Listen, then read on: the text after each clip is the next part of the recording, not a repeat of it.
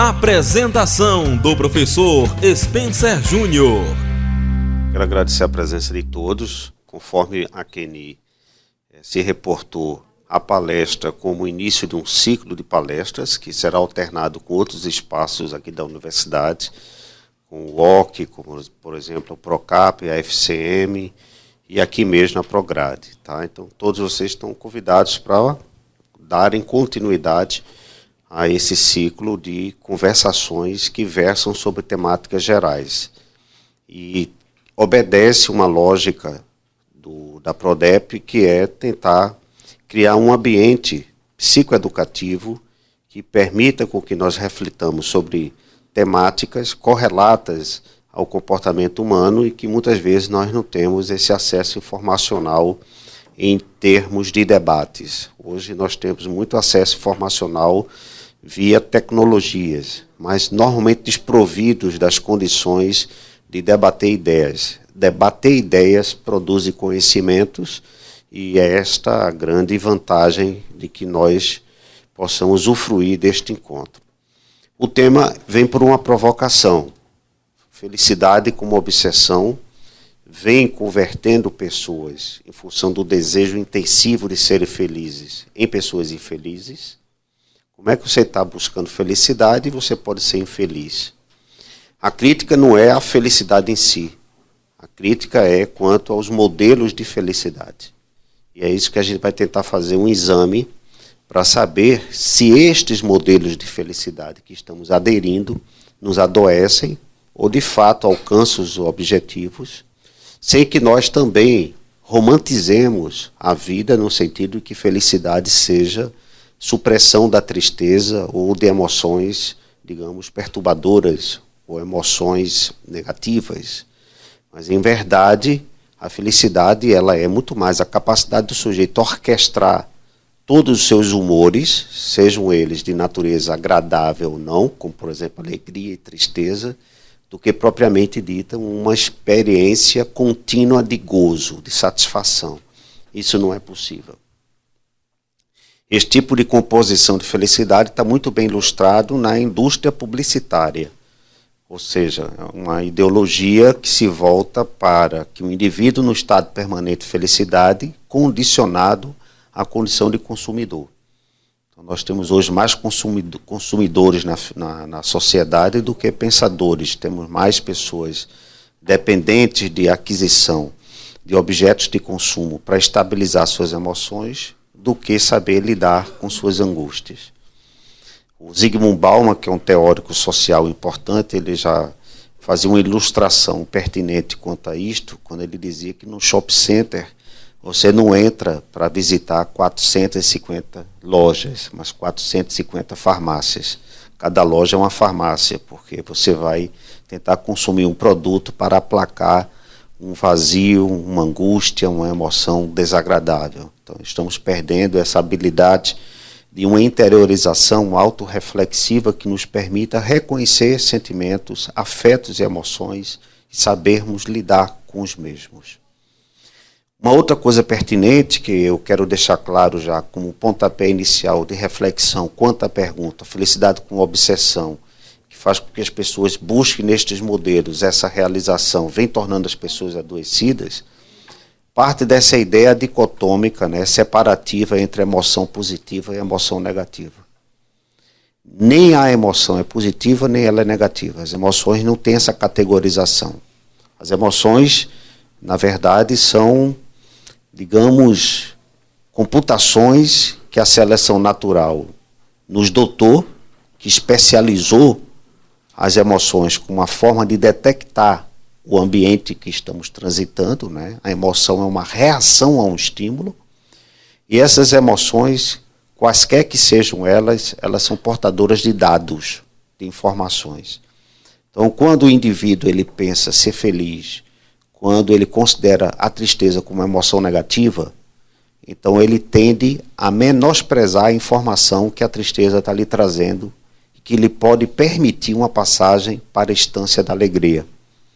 Por exemplo, se o indivíduo está triste, ou ele vai recalcar a tristeza, porque considera a tristeza como uma emoção negativa, ou ele vai ruminar a tristeza, mas ele não consegue, neste caso, enfrentá-la, porque no entendimento dele é uma emoção negativa, ruim, e ela deve ser suprimida, ignorada. Este é um grande erro do funcionamento emocional das pessoas, que são instruídas a pensar em felicidade com subtração de emoções, como, por exemplo, a tristeza, a raiva e o medo, na categoria de emoções negativas.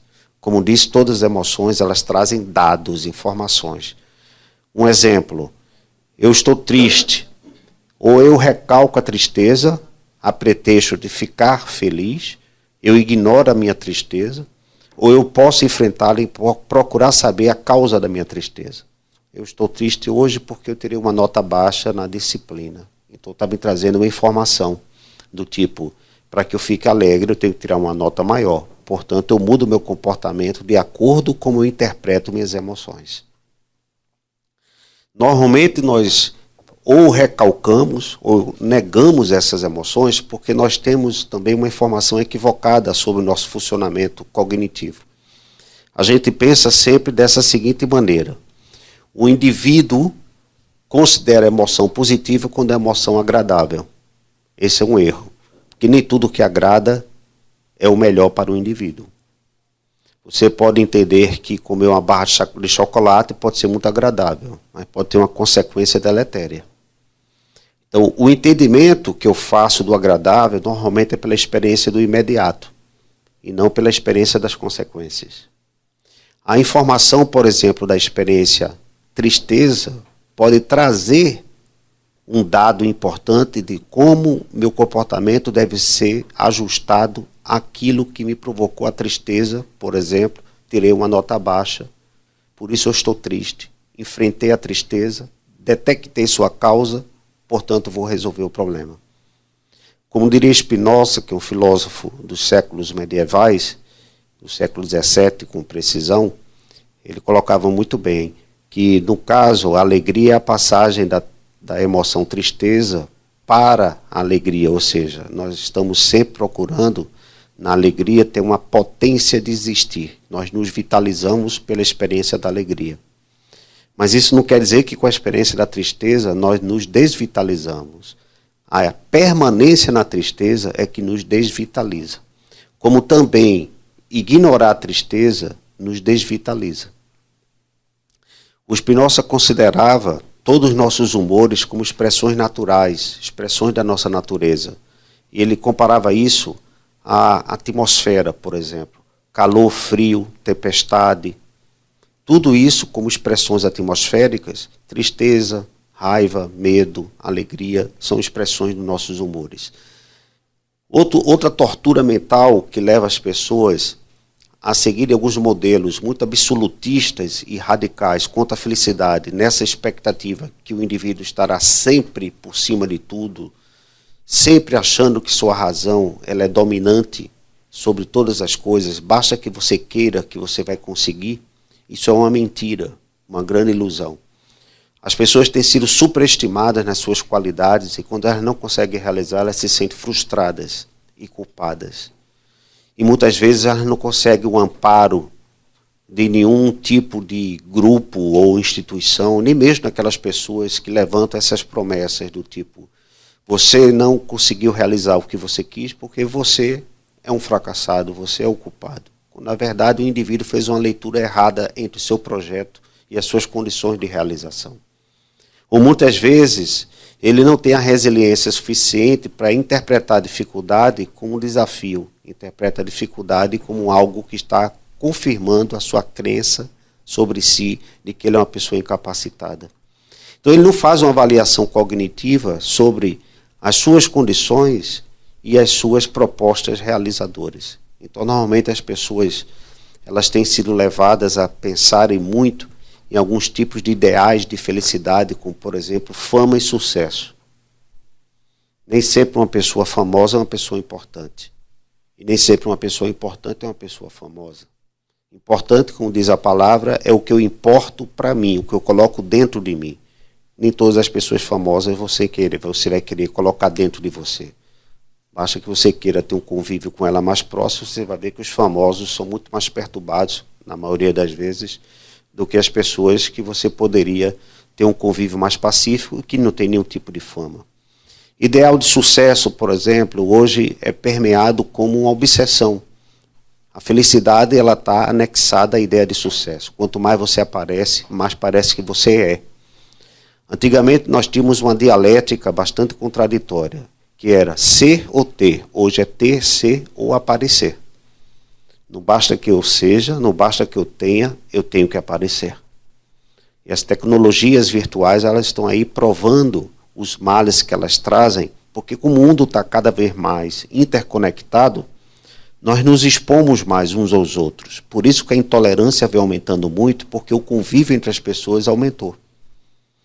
E isso leva com que o indivíduo, não sabendo lidar com esse espaço, naturalmente ele vai conflituar com o outro. Então nós estamos tendo várias mutações dentro do comportamento social que vale a pena refletir sobre o que seria essa felicidade relativa aos ideais que estão agregados à fama, a sucesso, a muito dinheiro, a você ter um corpo perfeito, por exemplo. Outra coisa que adoece as pessoas, é um paradoxo, buscar saúde perfeita vem adoecendo as pessoas. Você tem que ter controle neurótico de todas as suas taxas o tempo todo. Você não pode ter uma circunferência abdominal um pouquinho protuberante, que você já entra no processo auto-obsessivo. Você tem que estar correndo atrás de atividades físicas o tempo todo. Você vai para a musculação, tem encurtamento muscular, aí tem um problema depois você tem que ir para o Pilates para fazer alongamento muscular, aí você volta a perceber que está perdendo músculo, e você fica numa verdadeira ciranda, porque a vida humana é um cobertor curto para um corpo longo. Não dá para você cobrir todas as necessidades. Então a gente vem perdendo muito de vista essa questão de como nós estamos aderindo aos modelos de felicidade sem nos perguntarmos, eu preciso disto realmente?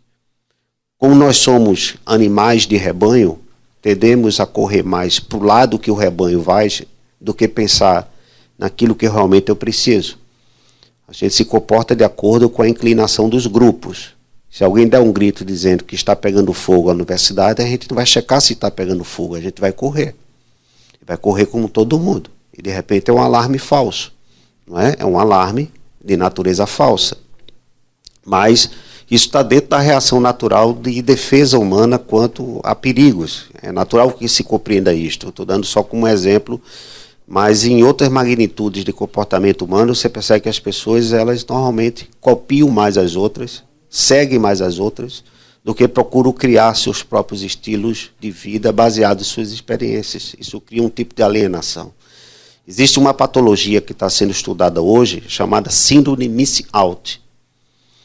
E eu tive uma experiência recente com uma paciente minha, que ela tinha me relatado, é uma grande empresária de Recife, e ela tinha tentado conseguir o final de semana de repouso. Ela tem um flat lá em Porto de Galinhas, com vista para o mar, e ela estava contando para mim muito alegremente que tinha conseguido finalmente ter esse espaço recreativo para ela.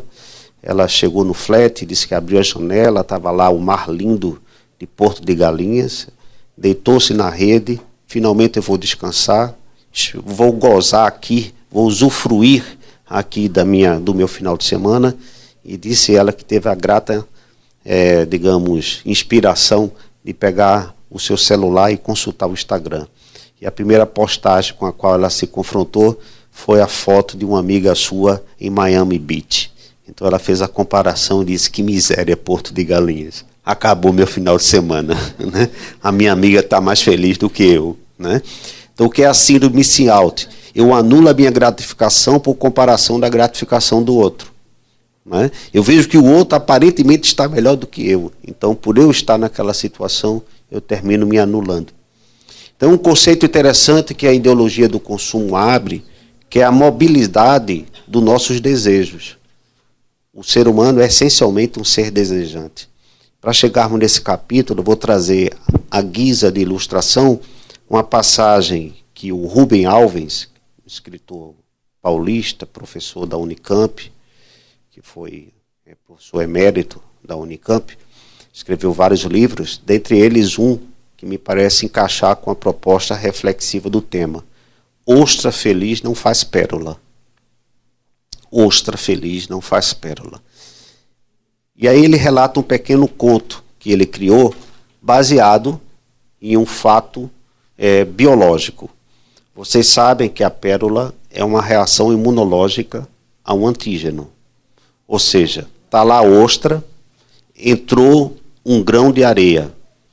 A ostra, ela começa a se perturbar e para eliminar o grão de areia, ela desenvolve uma substância esbranquiçada que envolve o grão de areia de superfície lisa a tal ponto que com a defesa de se livrar do grão de areia, ela termina construindo a pérola. A pérola é uma reação imunológica a um grão de areia.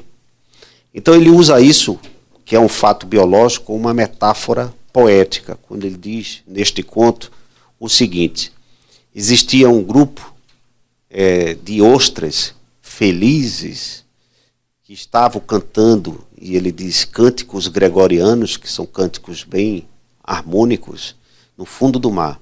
E um pescador jogou a rede e pegou todas as ostras. Mas dentre todas aquelas que cantavam cânticos gregorianos, tinha uma com um cântico muito triste. E aí ele resolveu cozinhar as ostras. E dentre estas, no momento que ele foi ingerir uma, ele percebeu que tinha algo endurecido na sua boca, que ele tinha dificuldade de morder. É quando ele detecta a pérola.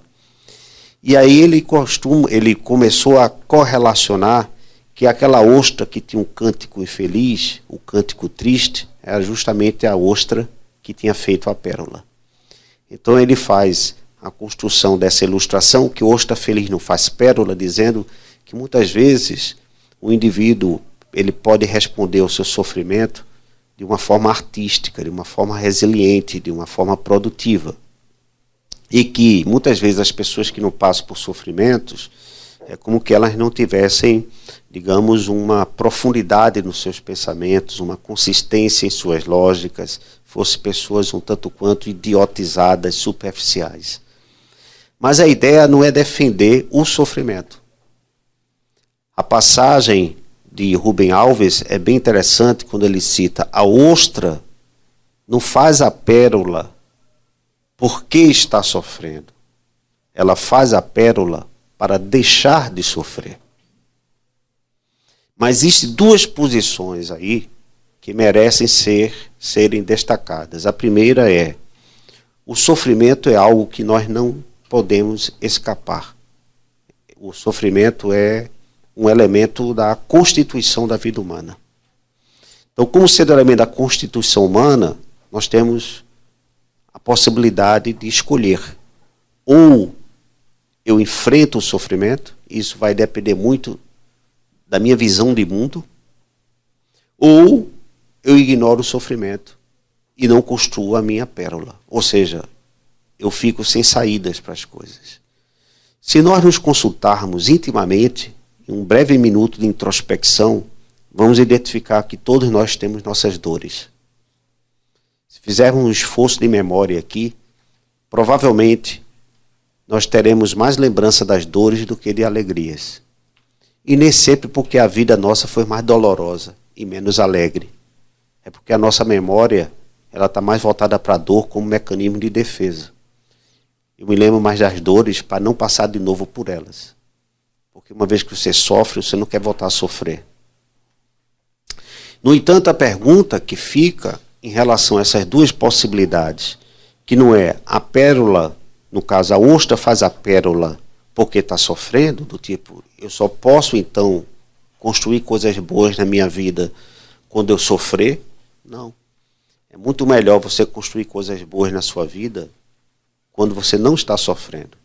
Mas quando você sofre, que é algo que muitas vezes não depende de você, você também tem a opção de construir uma pérola. Então a ideia não é defender o sofrimento, mas defender a ideia de suspender o sofrimento. E como é que eu suspendo esse sofrimento? E aí entra a história pessoal de cada um. Tem uma metáfora muito bem construída no famoso livro Confissões de Santo Agostinho, quando ele coloca que há dois tipos de prisioneiros. O primeiro prisioneiro, dentro da mesma cela com o outro, ele está sentado, conformado com sua prisão, olhando para o chão e se lastimando do seu destino. O outro prisioneiro, que também está nas mesmas condições, está de pé, com a cabeça entre as grades, olhando as estrelas, se perguntando o que deve fazer para adquirir novamente a sua liberdade. Todos nós estamos prisioneiros, somos prisioneiros de alguma coisa em nossas vidas. Se nós fizermos também uma revisão íntima, nós iremos detectar que a nossa vida ela é marcada por prisões. Liberdade tem uma relação com prisão. Só que eu sou livre não quando eu não tenho o que fazer, ou a ninguém a dar satisfação, ou não tenho a que cumprir, ou o que fazer. Liberdade é o contrário. Eu estou preso a alguma coisa porque eu pude escolher estar preso, mas faço aquilo com uma satisfação tamanha que aquilo me liberta. Então a liberdade é estar preso a algo que te traz alegria. Então, qual seria o conceito de amor que seria o pressuposto da felicidade? Estar fazendo alguma coisa que me dê alegria. Isso é esculpir a pérola em resposta ao sofrimento do nosso dia a dia. Suponhamos, nós temos nossos cotidianos, nossas rotinas. O que é que vocês fazem durante cada dia que produzem alegria em vocês? Vejam, existe uma intrínseca relação entre amor e alegria. Você pode me dizer, mas eu amo uma pessoa e estou sofrendo e triste. Você está sofrendo e está triste porque um dia você teve muita alegria com essa pessoa. Mas o vínculo que você constrói com essa pessoa sempre é por aquilo que ela pode te dar de prazer e de alegria. Não somente com pessoas, mas meus afazeres. Do tipo, durante o dia, o que é que te traz alegria? Quando eu tenho consciência daquilo que me traz alegria, eu posso então fazer a escolha de otimizar, de aumentar aquilo que me dá alegria. Por exemplo, ter consciência de coisas que nós normalmente vamos colocando, e aí entra um outro capítulo importante, que é este do desejo como essência humana, e o Schopenhauer, que é um filósofo alemão, ele coloca muito bem, o desejo tem duas naturezas perversas. Quando você o satisfaz, você realiza seu desejo, você entra no tédio, porque você já tem aquilo que você tanto desejou. E quando você não tem o que você desejou, você está angustiado porque você ainda quer aquilo que você deseja. Então é como que você não tivesse uma outra ou terceira opção. E a ideia do desejo, ela perpassa a própria natureza humana. Nós somos hoje motivados pelos modelos de felicidade, como obsessão, a estarmos sempre desejando o que nós não temos.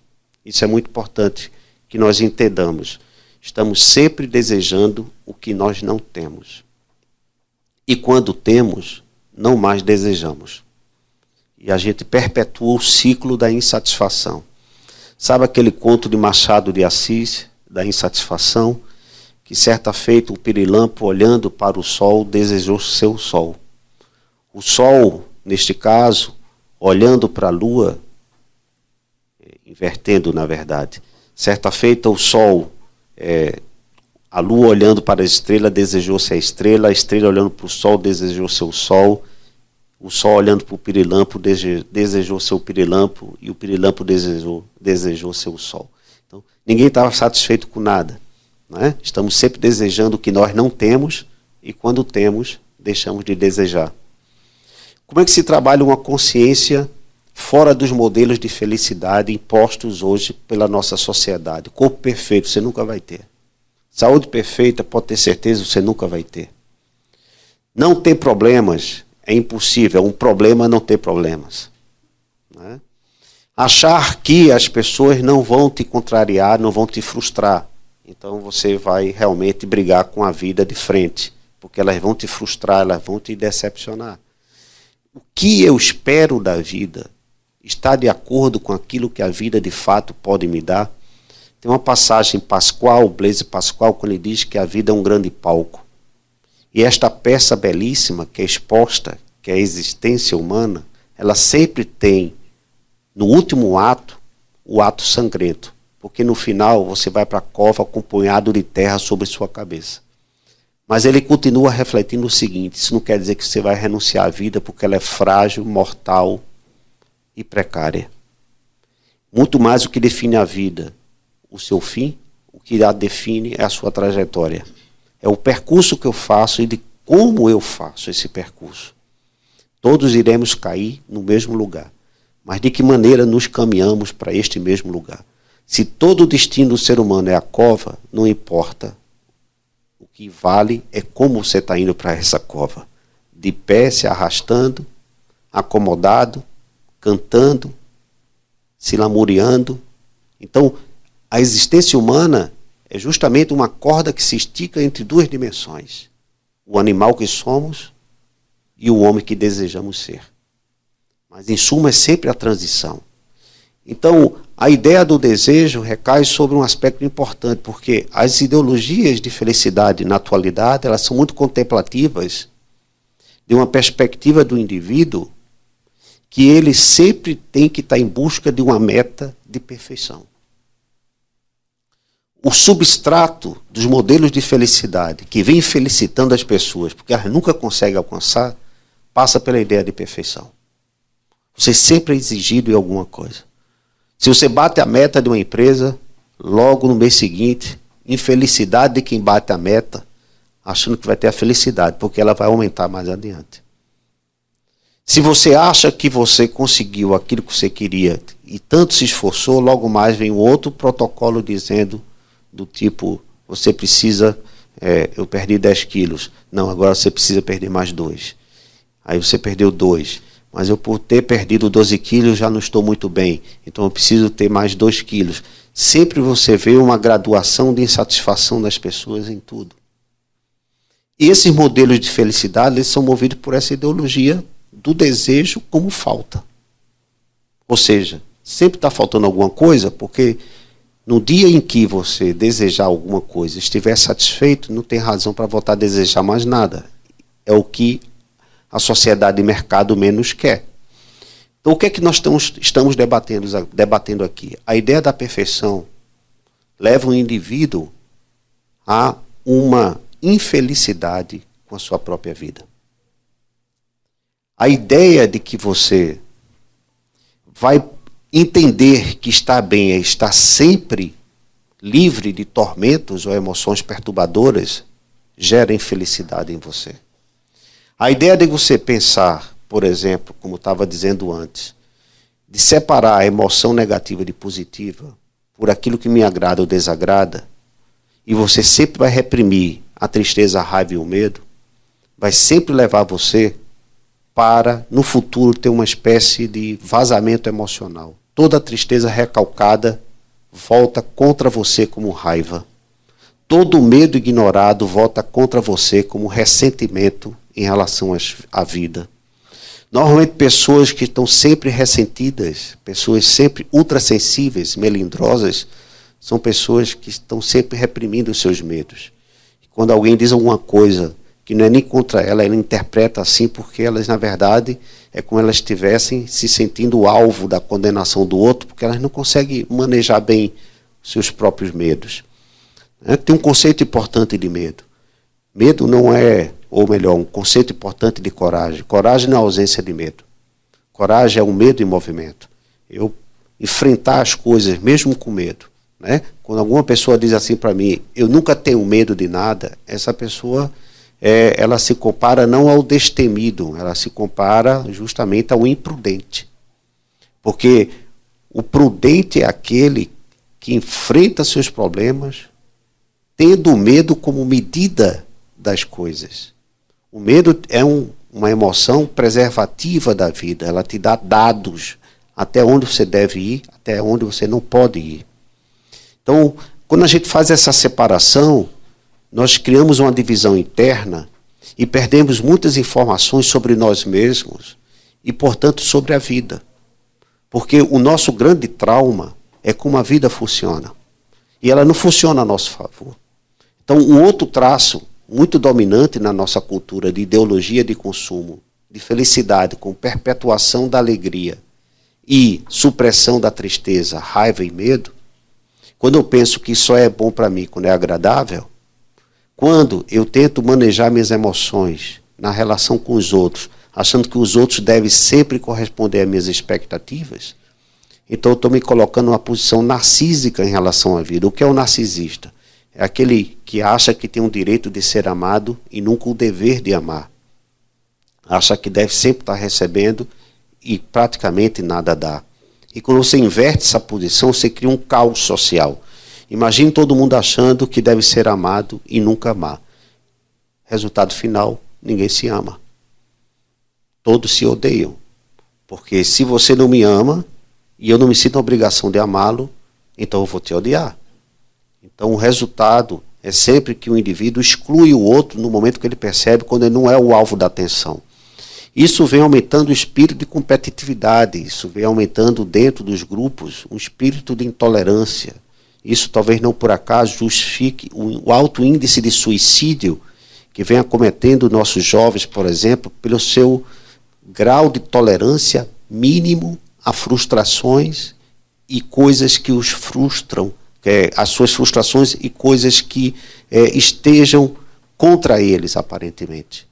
Não estão treinados a entenderem que a vida não está aí, tendo eles como centro do universo. Então, voltando à ideia do desejo, que é a seguinte: normalmente, quando eu procuro ter o desejo como falta daquilo que me leva sempre a uma insatisfação, eu não entro na consciência mais próxima da felicidade, que é, e essa é uma consciência grega, não é uma consciência contemporânea. Feliz é todo aquele que não precisa sempre realizar todos os seus prazeres e paixões e desejos. Existe uma espécie de um prazer de você não se permitir ao prazer. Existe um prazer de você não entender que todos os seus desejos têm que ser realizados. Existe um prazer em que nem sempre você tem que realizar todas as suas paixões. Isso é libertador, porque é o prazer do governo de si. Esse é um princípio que vem sendo perdido dentro dos modelos de felicidade da contemporaneidade, do nosso tempo, né, na nossa atualidade, que é o contrário. As pessoas se sentem felizes quando elas têm que correr atrás de tudo o que elas desejam, realizar todas as suas paixões, custe o que custar, realizar todos os seus prazeres. Isso leva à exaustão do indivíduo, senão à frustração, e quando não conseguem são culpados, se sentem fracassados e por consequência impotentes. O fracasso repetido leva ao sentimento de impotência. Qual é a perspectiva então de uma felicidade moldada quando você faz o cruzamento de outros modelos de felicidade do nosso tempo atual com o modelo de felicidade da antiguidade? Por que é importante revisitar a antiguidade? As gerações passadas sempre foram muito respeitadas. Por exemplo, tribos indígenas sempre consultaram os seus ancestrais. Se você pega a Bíblia, no Velho Testamento, os ancestrais sempre eram escutados. Os nossos, hoje, idosos, não são escutados. Que são escutados são os nossos iPhones. Não é? Então, hoje, a questão da sabedoria humana, ela foi menosprezada em função de uma vida muito prática, de uma vida muito funcional, e não daquilo que pode nos trazer, através da narrativa do outro, um conceito de experiência.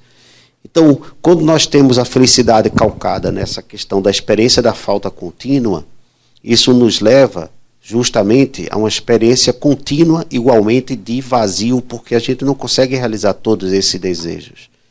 O que é que sobra com sabedoria, além do governo de si, entender que você não precisa estar correndo atrás freneticamente de uma saúde perfeita, de um corpo perfeito, de realizar todos os seus prazeres, todos os seus desejos? Significa que você pode revisitar o que você desejou e voltar a ter felicidade com aquilo que você tem e esqueceu.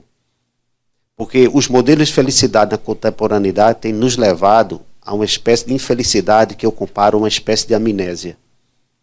Esquecemos o que nos faz feliz na simplicidade do dia a dia e já está disponível, porque a gente está sempre olhando para frente em busca daquilo que nós não temos. Desejar o que nós não temos é esperar. Desejar o que nós temos é amar. No momento que eu começo a me lembrar daquilo que eu tanto desejei e já tenho, eu posso voltar a me regozijar. Isso quer dizer, Spencer, que a gente não vai voltar a desejar o que nós não temos? Não. Você deve continuar desejando o que você não tem, mas sem esquecimento daquilo que você tem. O que você tem e você não espera para ser feliz e faz você voltar a amar porque já tem, lhe dá a plataforma para você voar na direção daquilo que você não tem. O que você percebe hoje são as pessoas numa amnésia do que eu tenho, do que eu tanto lutei e não aprecio. Quando eu terminei meu mestrado, eu já estava pensando no doutorado. Eu não usufruí do meu mestrado. Quando eu terminei meu doutorado, eu não usufruí do meu doutorado. Eu já estava pensando no meu pós-doutorado. Quando eu terminei meu pós-doutorado, que não tem mais nada, você entra num certo desespero e pergunta, o que devo eu fazer agora? E aí você começa a se lembrar. Por que não usufruir da jornada? Por que não usufruir do percurso? Então, isso é muito interessante. Em que sentido? Quantas coisas boas você tem e você deixou de valorizar? E que hoje, não tendo, lhe faria muita falta. Faça-se essa pergunta. O que hoje eu tenho e não valorizo, e um dia perdendo, faria muita falta. O que hoje tenho não me gera felicidade, e que não tendo, me geraria tanta infelicidade. Então, aí entram outros capítulos importantes que nós não estamos dando valor. Né? Porque o conceito de felicidade passa pelo conceito de valoração. Aquilo que me felicita é aquilo que eu dou mais valor. Mas ao que eu dou valor? Realmente tem retorno para mim? Está ao meu alcance? É uma ideia alucinatória? Pertence à minha vida? Ou é simplesmente um modismo cultural? Uma das coisas que mais hoje faculta a felicidade para as pessoas são os relacionamentos positivos. Tá?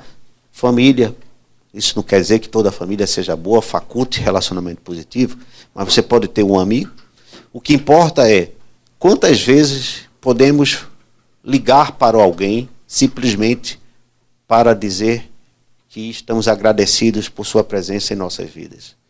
Estamos sempre numa posição de movidos por interesses. Só ligo quando é para pedir alguma coisa.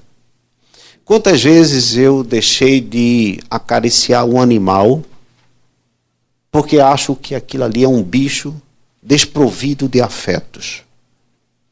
Quantas vezes eu deixei de contemplar o sol ou o dia a dia? Vocês podem dizer, mas isso é uma coisa piegas. Realmente é piegas se você converter isso como uma única forma de ser feliz. Mas eu estou trazendo isso como elementos adicionais que vêm sendo furtados do nosso dia a dia, porque nosso dia a dia é um dia a dia maquinário. Vida ativa não é vida agitada. Eu posso ter uma vida agitada sem ser ativo. E eu posso ser ativo sem ter uma vida agitada. O que é uma vida ativa? Eu estar presente no momento em que eu estou fazendo as coisas.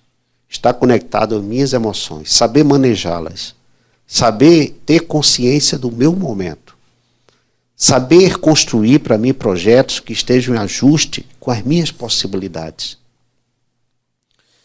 Lembre-se, há sempre para mim um sintoma de uma pessoa infeliz. Seu grau de lamentação. Você ter um muro de lamentações é diferente de você ter uma ponte de possibilidades. Qual o muro de lamentações? As pessoas que reclamam muito, vivem pouco, amam pouco e esperam muito. Menos de si, muito mais dos outros. E quem espera muito dos outros, culpa muito os outros. Porque os outros não vão lhe dar aquilo que você espera.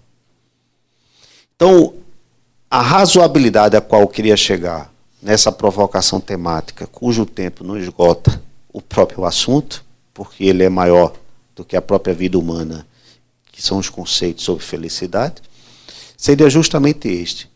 A ideia da perfectibilidade como uma ideia obsessiva de realização de felicidade. A ideia do desejo como falta contínua.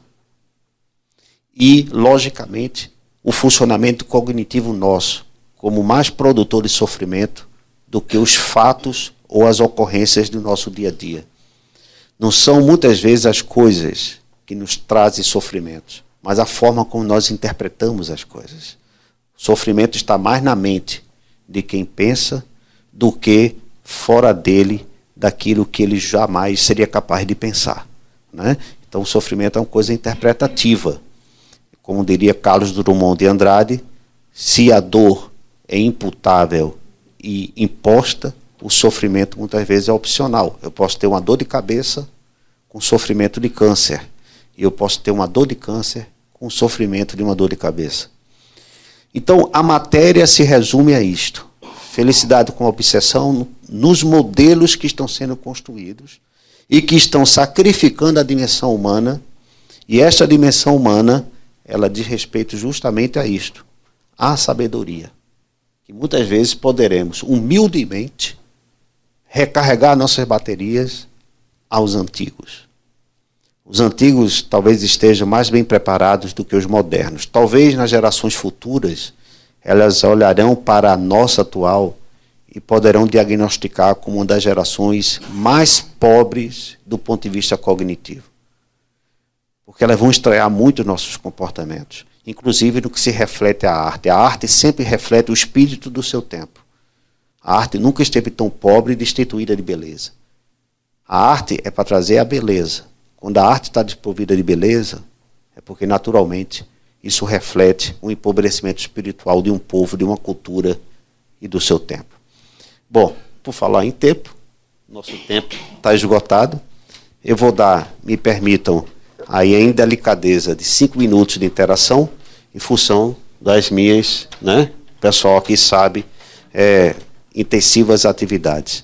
Mas eu quero agradecer a escuta atenta de todos vocês e está franqueada a palavra aí por 5 minutos. Essa questão de felicidade. Eu tenho um irmão que hoje ele está com 42 anos e aos 19 ele ficou cadeirante.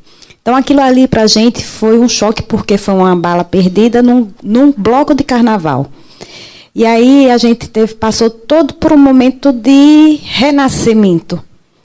Principalmente ele. Então, ele logo em seguida, ele foi para o Sara, fez tratamento, fez tudo, e passou no vestibular em João Pessoa. A gente morava em Petrolina, meus pais foram com ele para João Pessoa. E eu fiquei em Petrolina, mas todo dia, ainda era na época do cartão, que a gente botava no orelhão. E era caro, mas todo dia eu ligava. E minha pergunta era única para ele. E aí? Sentiu alguma sensibilidade? Melhorou alguma coisa? E ele, com 19 anos, apenas um dia disse para mim, olhe, pá, meu nome é Patrícia, ele me chama de pá, olhe, pá, não se preocupe mais com isso. Se eu vou andar, se eu não vou andar, isso vai depender de Deus. O importante é que hoje eu me aceito como eu sou. Hoje ele fez faculdade, já trabalhou no tribunal, hoje ele é auditor. E não para de estudar e sempre vai buscando a felicidade dele, né? Casado, está aí tentando um filho e vive melhor do que muitos nós aqui. Muito melhor do que eu, não financeiramente, mas em termos justamente dessa alegria. Então, no sofrimento dele, ele buscou uma nova forma de ser feliz. Ele aceitou aquele momento e transformou a vida dele. Concluindo, ele fez da bala um grão de areia e respondeu, né, a isto com o seu trabalho, a entrada no concursamento no tribunal, seus estudos, que foi a sua pérola, né? Bom, pessoal, teríamos tempo só para mais uma. Precisa ser uma pergunta, pode ser um compartilhamento. Um segundinho, é porque eu sou paraibana e eu quero dizer a você que seu irmão está feliz porque ele está na minha terra. Ele está em João Pessoa. Bom, mas ele foi viver o drama dele em João Pessoa e eu tenho certeza, desculpe o barrismo, eu estou aqui há 42 anos, entendeu? Mas lá tem qualidade de vida ainda e ele pôde se transformar e dar a volta por cima, né? Graças a Deus. O ambiente tem a ver.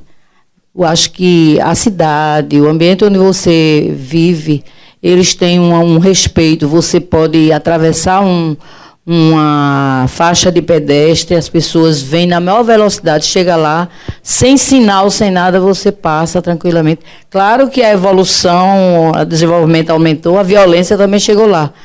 Mas nesse ponto aí que você citou e que a palestra tem a ver, graças a Deus, eu quero parabenizar pela maneira como ele se superou, né? E a família, e o exemplo que ele está dando. Ele deu uma mensagem, ele deu um parabéns. Pessoal, quero reiterar aqui meus votos de satisfação, tá?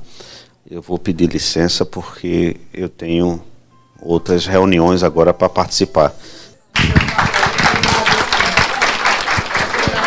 Rádio Web UPE, em sintonia com você, em sintonia com o conhecimento.